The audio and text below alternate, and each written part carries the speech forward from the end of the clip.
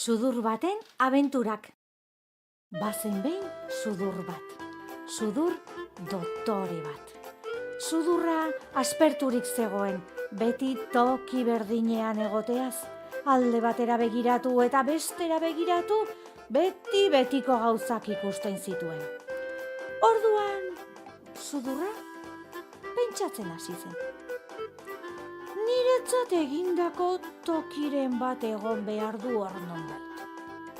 Gustora sentitzen naizen tokiren bat. Toki bereziren bat. Horrelako toki batean zoriontsu izango nintzateke.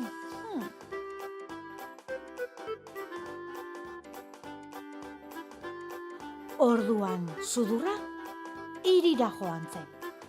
Dena oso handia da. Eta usaina oso erakargarria. Sudurrak goitik behera usaintzen du dena. Kaleetan zehar ere, bazter guztiak, eta azkenean galdu eginda.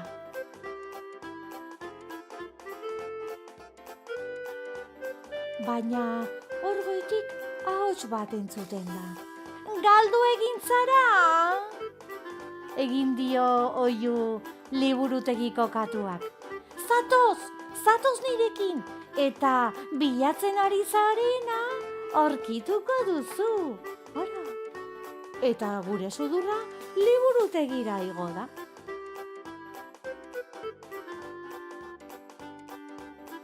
Katuak liburutegia erakutsi dio, eta sudurrak gustoko ditu liburuak. Honek tinta usaino du, eta beste honek hautsarena, dio sudurrak, liburu guztiak sakonki usaindu ondoren. Agian hemen geratuko nintzateke. Baina ezin da liburutegiak gauez itxita dago, eta denek joan behar izaten dute. Baina nora joaten dira?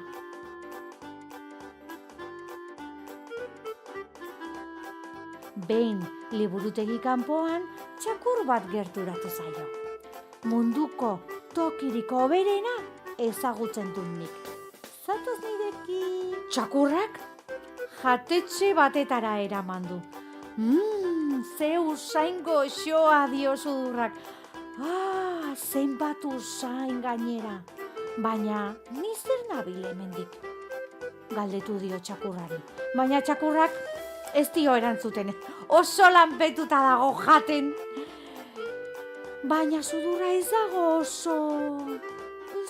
oso gustora. Toki hau ahoentzako da, pentsatu du sudurrak.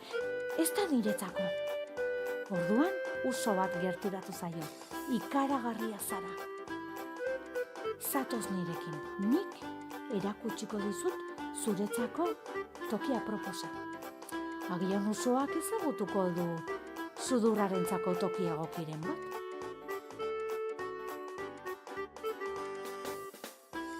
Hauxe usotegi antzokia da. Sudurra doministiku dantza ospetsua dantzatzen hasi da. Eta bapatean, bikain, ederra, oihu egiten dute usoek bere dantza ikustean. Baina azelotxa, pentsatzen du sudurrak oso uduri. Azalean zerbait likatxua itxatxiko balitzaik bezala sentitzen naiz. Denak niri begira zuzen.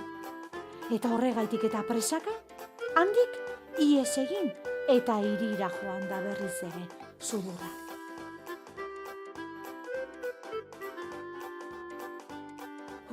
Behin kanpoan sudurra asko zobe dago, aske sentitzen da. Mundua oso handia da, dio berak. Hor nonbait niretzako tokiren bat egon behar du, eta aurkituko dut. Sudurra ziur dago aurkituko duela. Aurkituko duela bere gustoko tokiren bat. Gustora, eroso, goxo eta lasai egongo den tokiren bat.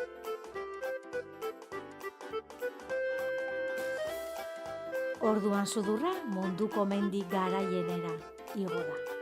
Txori eta lainoen pare.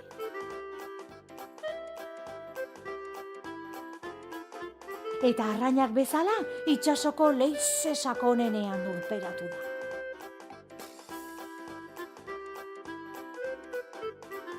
Agian toki garbi hotz eta izugarri batean geratu daiteke. Dena zuri-zuria den tokian, arnasa hartzerakoan, atxa botatzerako momentuan izozten den tokian.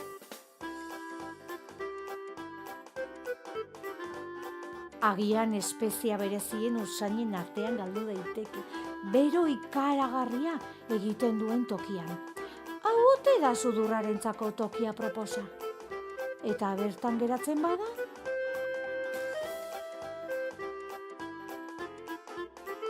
Behin onaino iritsita, sudurra ez dago gustora.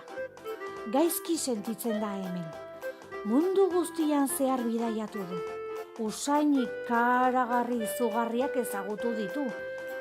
Baina oraindik ez du bere tokia ezagutu. Toki eder batekin bat egin eta eroso sentitzen dena. Pozik eta alai egon daiteken tokian. Agian arazoren bat dauka sudurrak. Zerbait gaizki doa.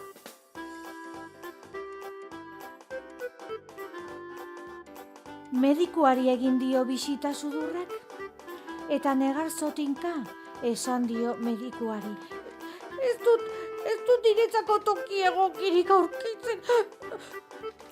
Medikuak betaurreko txikiak sudurpuntan eta eskuak bizkarrean gurutzatuta, honela esan dio arnasa sakon hartu ondoren. Nik uste dut baietz. Ez alduzu ikusten mundu osoa dela zuretzako tokia proposa. Zure tokia beti erdi-erdian dago. Erdi-erdian nabarmenduta sudurra zara eta.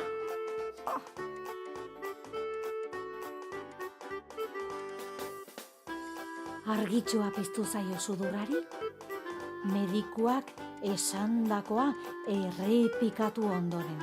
Hasieran isilik eta gero ozenago. Erdi-erdian dago nire tokia. Erdi-erdian dago nire tokia. Erdi-erdian dago nire tokia. Erdi-erdian dago nire tokia.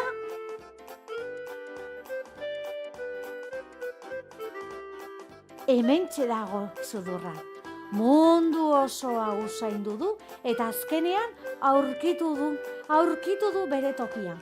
Toki guztietan bat dator eta gustora dago, bai noski, zoragarria da.